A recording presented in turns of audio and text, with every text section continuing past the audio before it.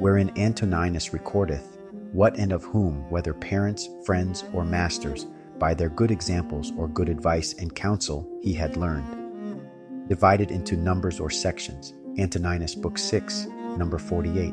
Whensoever thou wilt rejoice thyself, think and meditate upon those good parts and especial gifts which thou hast observed in any of them that live with thee, as industry in one, in another modesty, in another bountifulness, in another some other thing. For nothing can so much rejoice thee as the resemblances and parallels of several virtues eminent in the dispositions of them that live with thee, especially when all at once, as it were, they represent themselves unto thee. The first book. Of my grandfather Verus I have learned to be gentle and meek, and to refrain from all anger and passion. From the fame and memory of him that begot me I have learned both shamefastness and manlike behavior.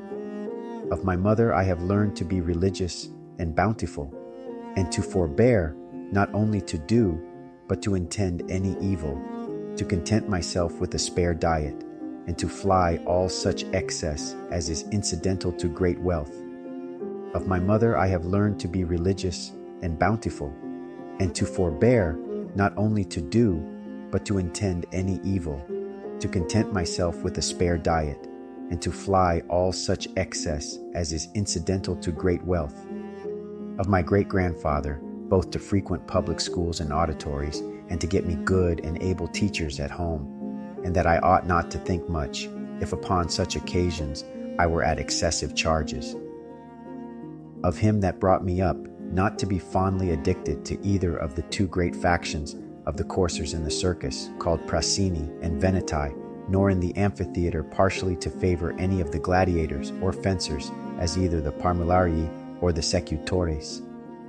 Moreover, to endure labor, nor to need many things when I have anything to do it myself rather than by others, not to meddle with many businesses, and not easily to admit of any slander.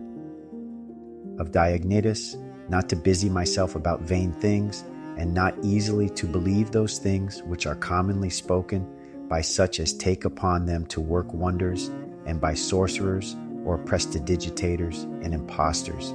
concerning the power of charms, and their driving out of demons or evil spirits, and the like. Not to keep quails for the game, nor to be mad after such things, not to be offended with other men's liberty of speech, and to apply myself unto philosophy.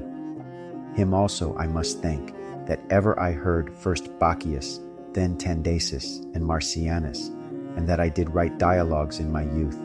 and that I took liking to the philosopher's little couch and skins, and such other things, which by the Grecian discipline are proper to those who profess philosophy.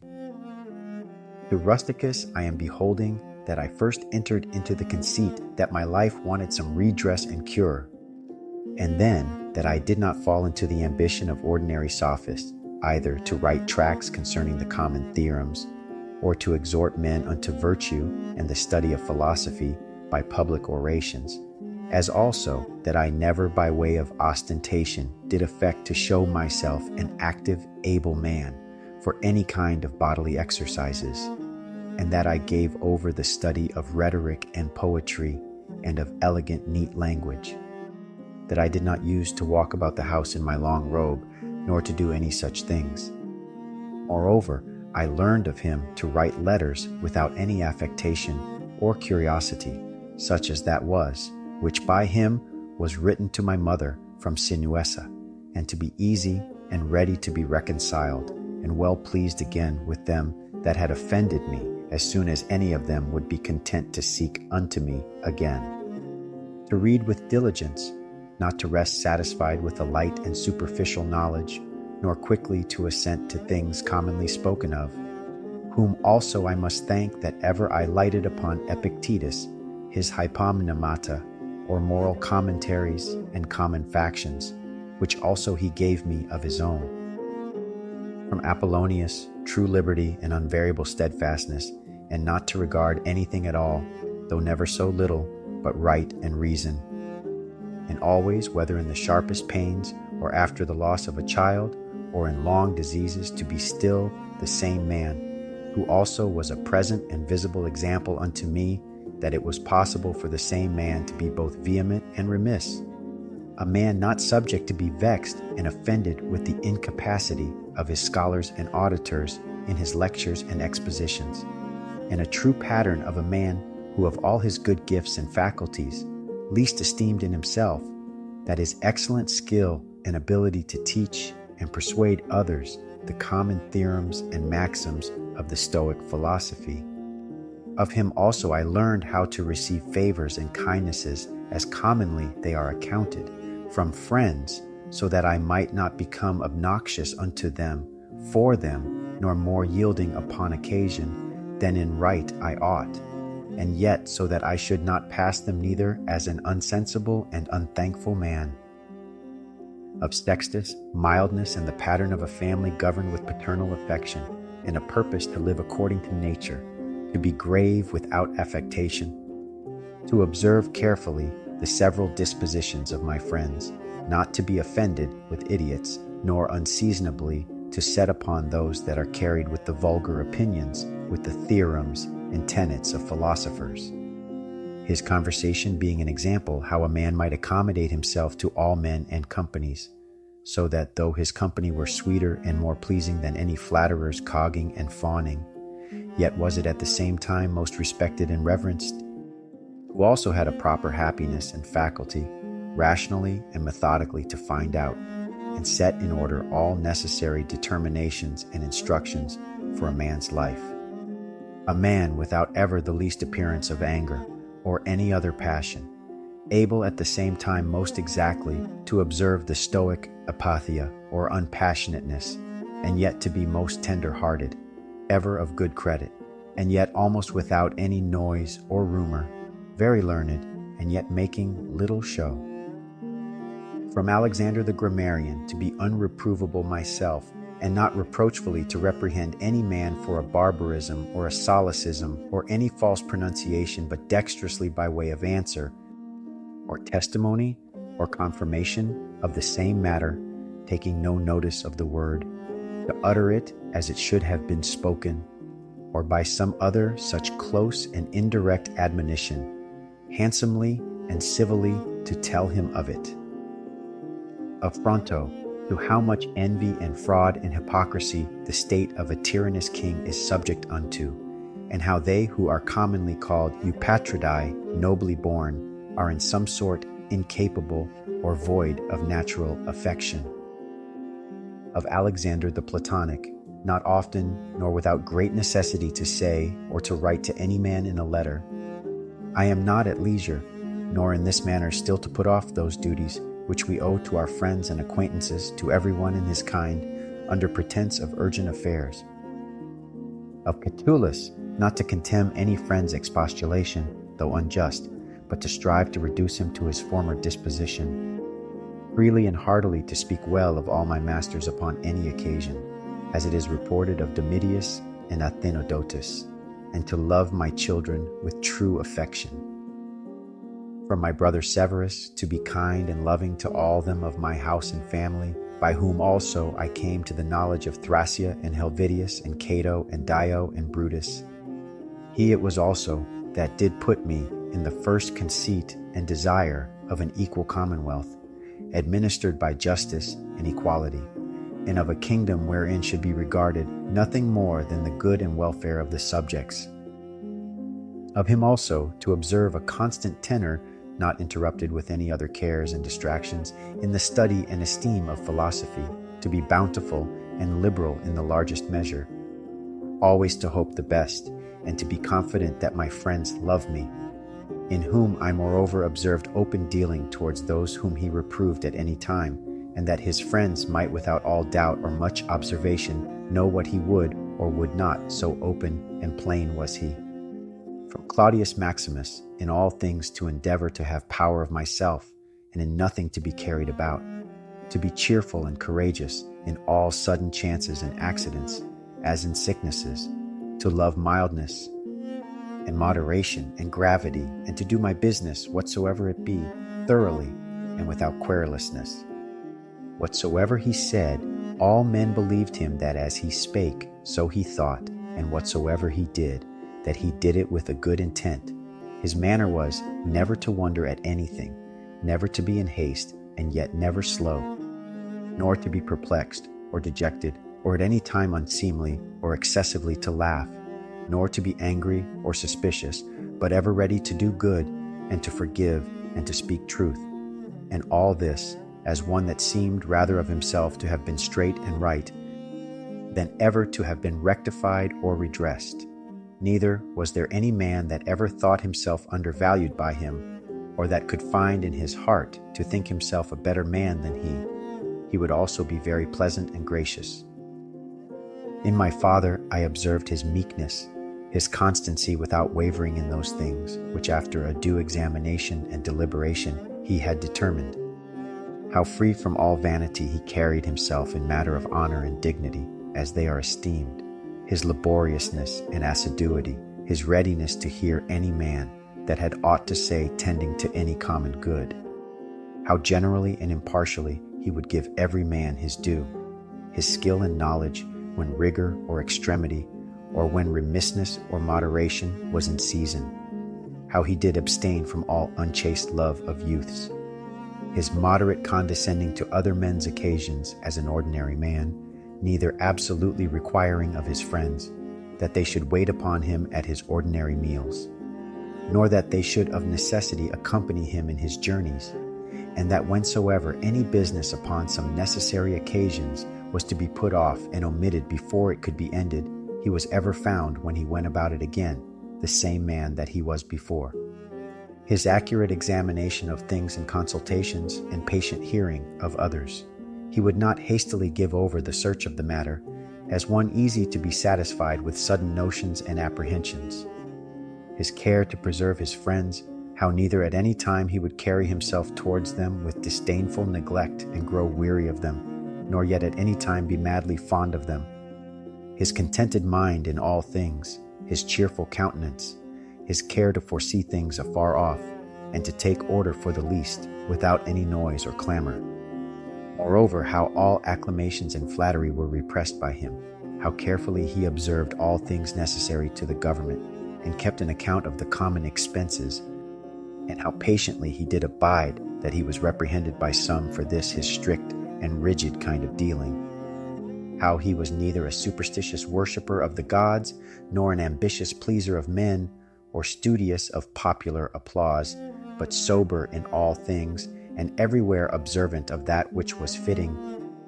no affecter of novelties, in those things which conduce to his ease and convenience, plenty whereof his fortune did afford him, without pride and bragging, yet with all freedom and liberty,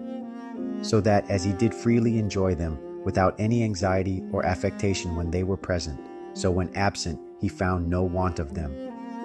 Moreover, that he was never commended by any man as either a learned acute man, or an obsequious officious man, or a fine orator, but as a ripe mature man, a perfect sound man,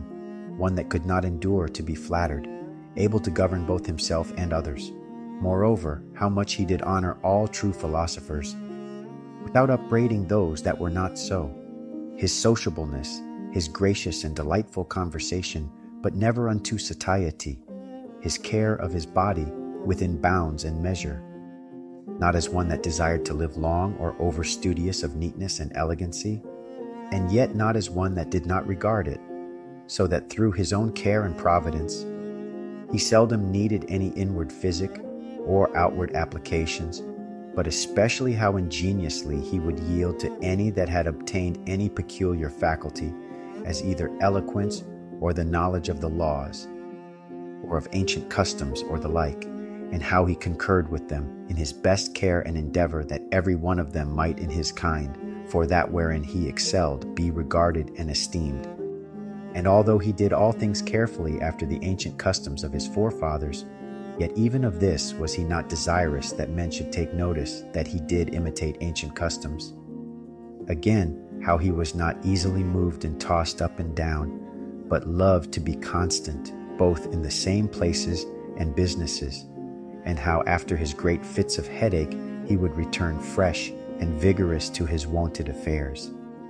Again, that secrets he neither had many nor often, and such only as concerned public matters, his discretion and moderation in exhibiting of the public sights and shows for the pleasure and pastime of the people, in public buildings, congeries, and the like. In all these things, having a respect unto men only as men, and to the equity of the things themselves, and not unto the glory that might follow. Never want to use the baths at unseasonable hours. No builder, never curious or solicitous, either about his meat or about the workmanship or color of his clothes, or about anything that belonged to external beauty. In all his conversation, far from all inhumanity, all boldness and incivility, all greediness and impetuosity, never doing anything with such earnestness and intention that a man could say of him that he did sweat about it, but contrariwise all things distinctly, as at leisure, without trouble, orderly, soundly, and agreeably. A man might have applied that to him which is recorded of Socrates, that he knew how to want and to enjoy those things in the want whereof most men show themselves weak, and in the fruition intemperate, but to hold out firm and constant and to keep within the compass of true moderation and sobriety in either estate is proper to a man, who hath a perfect and invincible soul, such as he showed himself in the sickness of Maximus. From the gods I received that I had good grandfathers and parents, a good sister, good masters, good domestics, loving kinsmen, almost all that I have. From the gods I received that I had good grandfathers and parents, a good sister, good masters, good domestics, loving kinsmen, almost all that I have, and that I never through haste and rashness transgressed against any of them, notwithstanding that my disposition was such as that such a thing, if occasion had been, might very well have been committed by me, but that it was the mercy of the gods to prevent such a concurring of matters and occasions as might make me to incur this blame, that I was not long brought up by the concubine of my father, that I preserved the flower of my youth, that I took not upon me to be a man before my time, but rather put it off longer than I needed, that I lived under the government of my Lord and Father, who would take away from me all pride and vainglory, and reduce me to that conceit and opinion that it was not impossible for a prince to live in the court without a troop of guards and followers, extraordinary apparel, such and such torches and statues, and other like particulars of state and magnificence, but that a man may reduce and contract himself almost to the state of a private man, and yet, for all that not to become the more base and remiss in those public matters and affairs, wherein power and authority is requisite, that I have had such a brother who by his own example might stir me up to think of myself, and by his respect and love delight and please me, that I have got ingenuous children, and that they were not born distorted, nor with any other natural deformity, that I was no great proficient in the study of rhetoric and poetry and of other faculties, which perchance I might have dwelt upon if I had found myself to go on in them with success, that I did by times prefer those by whom I was brought up to such places and dignities, which they seemed unto me most to desire, and that I did not put them off with hope and expectation, that since that they were yet but young, I would do the same hereafter, that I ever knew Apollonius and Rusticus and Maximus, that I have had occasion often and effectually to consider and meditate with myself concerning that life which is according to nature, what the nature and manner of it is, so that as for the gods and such suggestions, helps and inspirations as might be expected from them, nothing did hinder, but that I might have begun long before to live according to nature, or that even now that I was not yet partaker and in present possession of that life, that I myself, in that I did not observe those inward motions and suggestions, yea, and almost plain and apparent instructions and admonitions of the gods, was the only cause of it, that my body in such a life hath been able to hold out so long, that I never had to do with Benedicta and Theodotus, yea, and afterwards, when I fell into some fits of love, I was soon cured,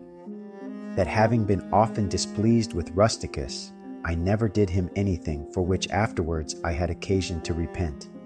that it being so that my mother was to die young, yet she lived with me all her latter years, that as often as I had a purpose to help and succor any that either were poor or fallen into some present necessity, I never was answered by my officers that there was not ready money enough to do it, and that I myself never had occasion to require the like succor from any other, that I have such a wife, so obedient, so loving, so ingenuous, that I had choice of fit and able men to whom I might commit the bringing up of my children, that by dreams I have received help, as for other things, so in particular how I might stay my casting of blood, and cure my dizziness, as that also that happened to thee in Caheta, as unto Croesus when he prayed by the seashore. And when I did first apply myself to philosophy, that I did not fall into the hands of some sophists, or spent my time either in reading the manifold volumes of ordinary philosophers, nor in practicing myself in the solution of arguments and fallacies, nor dwelt upon the studies of the meteors and other natural curiosities. All these things without the assistance of the gods and fortune could not have been.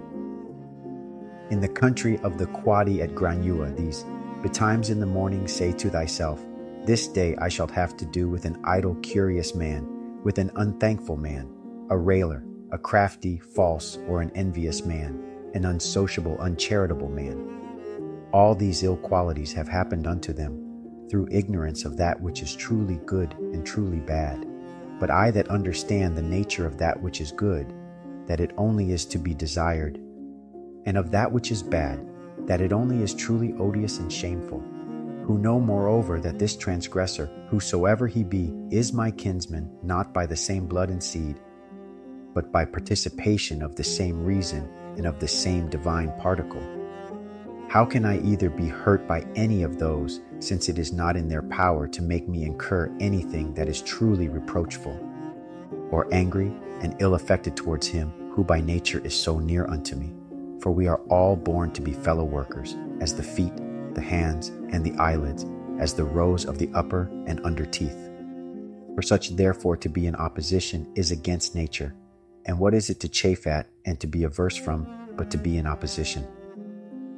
Whatsoever I am is either flesh or life, or that which we commonly call the mistress and overruling part of man, reason.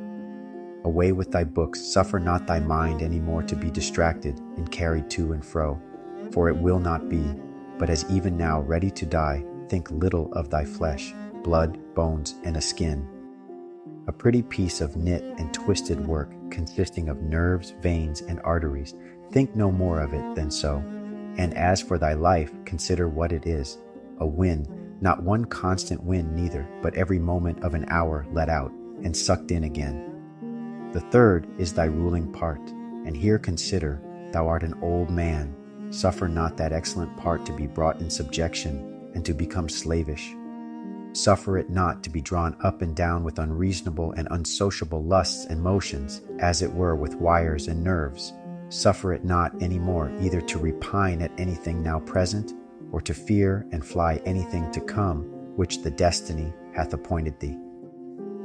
Whatsoever proceeds from the gods immediately, that any man will grant totally depends from their divine providence. As for those things that are commonly said to happen by fortune, even those must be conceived to have dependence from nature, or from that first and general connection and concatenation of all those things, which more apparently by the divine providence are administered and brought to pass. All things flow from thence, and whatsoever it is that is both necessary and conducing to the whole, part of which thou art. And whatsoever it is that is requisite and necessary for the preservation of the general, must of necessity for every particular nature be good and behoveful. And as for the whole, it is preserved as by the perpetual mutation and conversion of the simple elements one into another, so also by the mutation and alteration of things mixed and compounded. Let these things suffice thee. Let them be always unto thee as thy general rules and precepts. As for thy thirst after books, away with it with all speed, that thou die not murmuring and complaining, but truly meek and well satisfied, and from thy heart thankful unto the gods.